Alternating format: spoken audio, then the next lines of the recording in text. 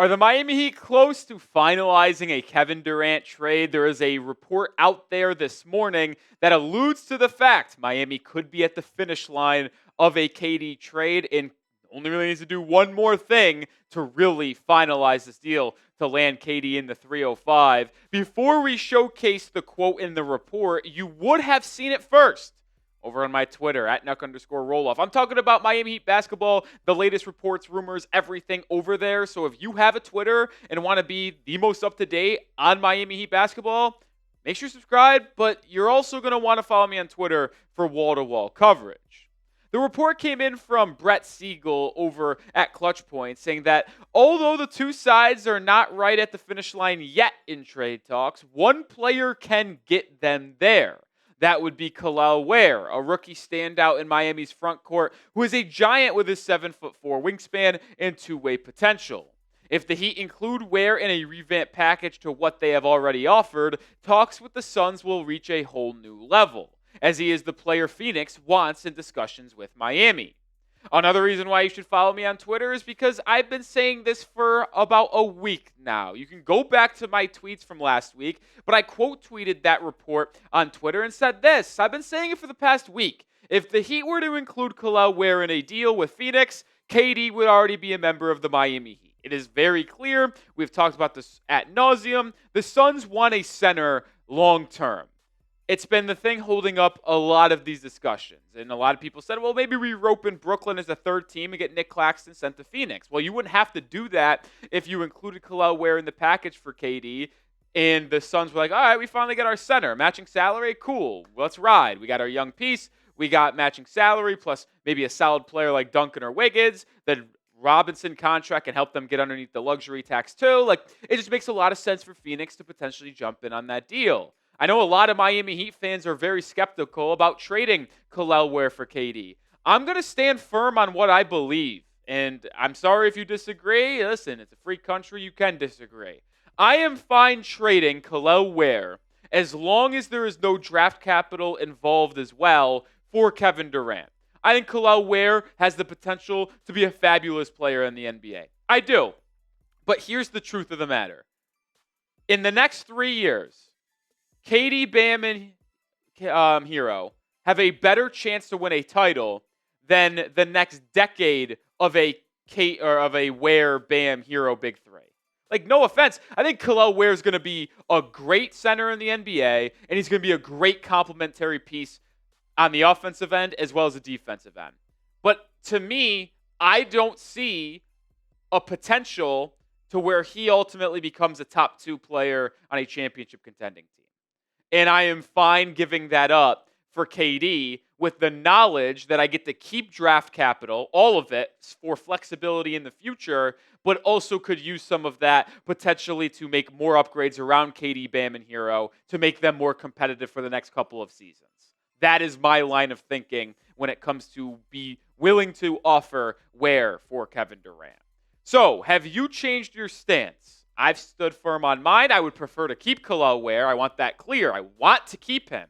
But I would be willing to send him to Phoenix if it meant landing Durant and no draft capital having to be given up from Miami's side. Type Y if you are with me. Type N if you are against me. I have 2 different trade packages for Kevin Durant. I have one where I include Ware, and I have one that I don't. And we'll kind of explain my thought process here after I showcase both of them. The first trade package I would put on the table for Phoenix is this one. This is my preference. I want this to be the package that ultimately lands KD in Miami, and if that trade happens, I want this to be the notification I get from Shams that this is what the Heat are giving up. Jovic, Wiggins, Duncan, and the 20th overall pick. I know a lot of people don't even want to give up Nikola Jovic and would be sad giving him up. I would be as well, but you have to understand to get a player of KD's caliber, you're going to have to give up something more than a draft pick in salary, and that would have to be Nikola Jovic. So this is my first trade package. This is my preference. If they say no to that, and we're like, we're never doing this deal, and I was like, all right, I'll counter. Here is my second trade package for KD. It's also my final offer. So if you say no to number 1, I'll offer you number 2, but this is as far as it goes.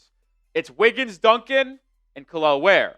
So I am taking out Jovic, I'm taking out a first-round pick, and just replacing it with Ware. Because if I'll be frank here, with how good Ware was as a rookie, I think his value around the league is almost similar to a 20th overall pick in Nikola Jovic, especially with Jovic being extension eligible in the next couple of off seasons. I think this is a fair offer from both sides, and that would be my final offer. So, in summary of what I would be offering for KD, I want Durant in Miami. I think he would be awesome, and I think he would help bring interest back to Heat basketball. But I am not offering anything more than these two. If you say no to Jovic package, and I was like, all right, fine. I'll offer you the Kel'el Ware one. And you say no to that, it's like, all right, I'm moving on. Like, I'll leave them on the table in case they want to come back and say, all right, we didn't get anything else we liked. We'll take one of these two. Cool. But I would not add anything to that Kel'el Ware package. I would not add anything to the Nikola Jovic-led package. Those are my two offers. You can choose which one you prefer, but take it or leave it. When a Kevin Durant trade happens, we will have you covered, whether it's to a different team or to Miami. If it comes to the Heat, we're going live on the channel. So subscribe today. We're 112 away from reaching 23K. Let's get to 23K for Michael Jordan. The Heat retired his number. I don't know why, but I kind of respect it, kind of don't. Either way, let's get there, 112 away. I wanted to use the back half of this video to explore a fun hypothetical, because we really haven't done much of this at all. We've talked about what could be a pivot option if the Heat don't land KD. And like, are they going to get KD? We've done a lot of that over the last week and a half. But what happens with the Heat if they actually did trade for Kevin Durant? What moves could be coming after the fact? Well, let's just say in this pure hypothetical second half of this video that for this experiment, the Suns ultimately accept the first KD package I had, where it's Jovic, a first, Wiggins, and Duncan Robinson.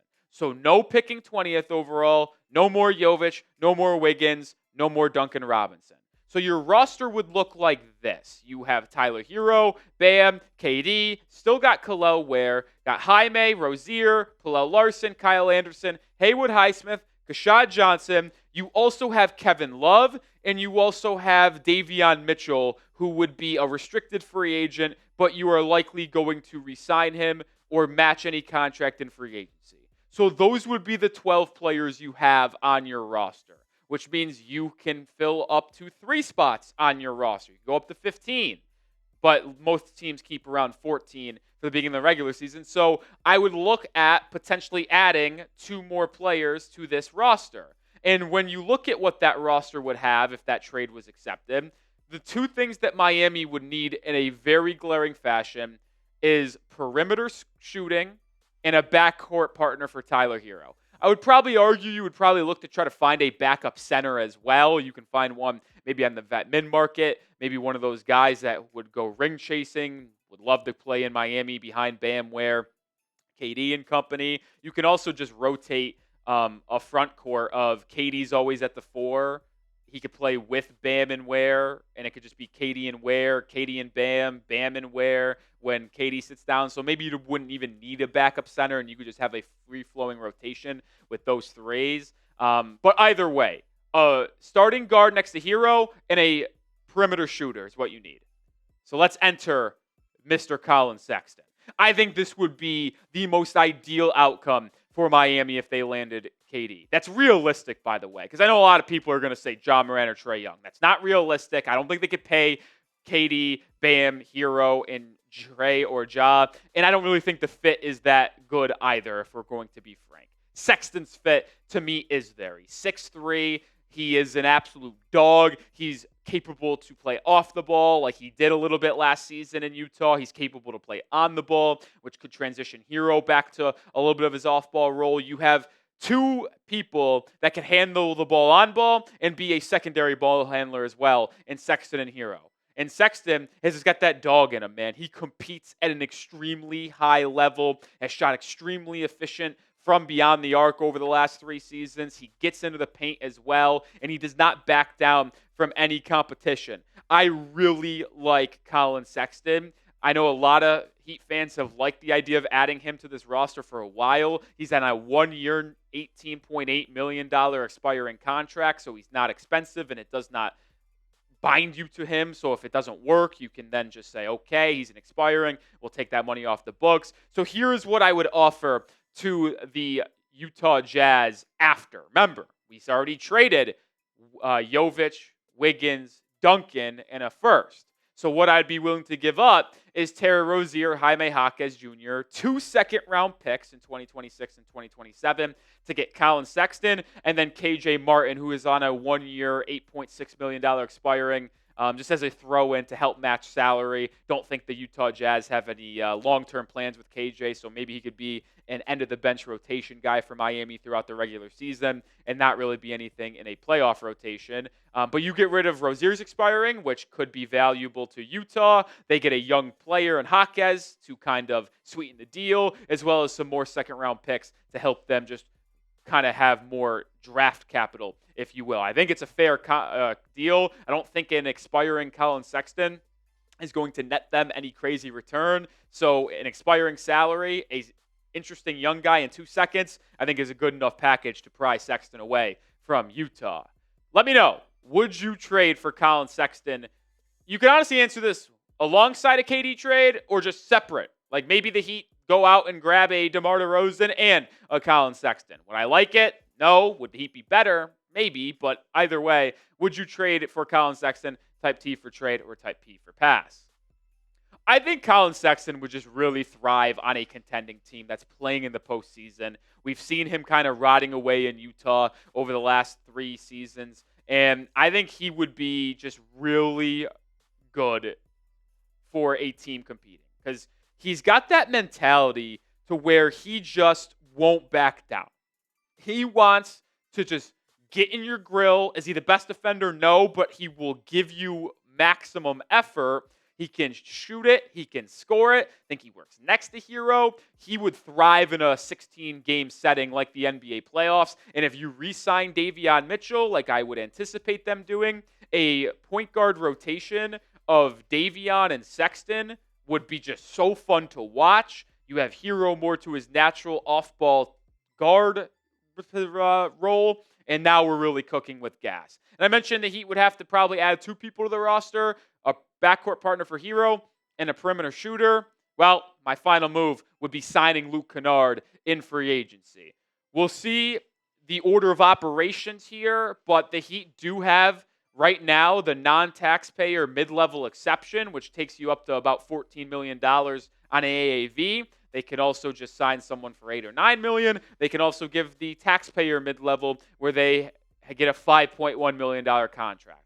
Bringing in Luke Kennard on one of those deals, probably closer to the $5 million or $8 million range, would make a lot of sense to me.